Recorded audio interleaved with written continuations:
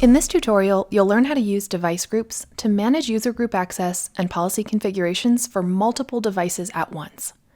Within your JumpCloud admin console, navigate to the menu on the left. Go to Device Management, then select Device Groups to manage existing groups. To create a new device group, click the green plus sign in the top left.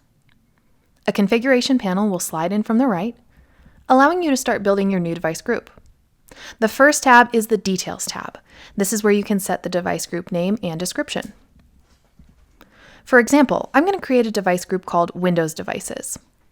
The second tab, Devices, allows you to assign devices to this group. You can sort devices within the list by the device status or device name. Likewise, you can search by device name within the search bar. To see which devices are currently bound to the device group, check the Show Bound Devices checkbox to the right of the search bar. You'll see User Groups, which allows you to bind user groups to the devices in this device group.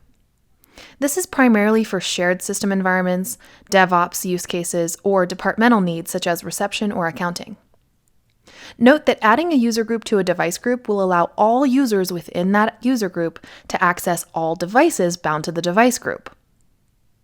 Lastly, the Policy Configurations tab will allow you to configure the application of policies to all devices within this device group. You can filter the policies in this list by type for operating system or by policy name. In this use case, since this device group is for Windows devices, I'm going to select all of my Windows policies and bind them to this device group. This will apply my selected policies to all devices bound within this device group within 60 seconds, as long as the machine is online and properly reporting to JumpCloud. Check out additional videos and articles to learn more about device groups.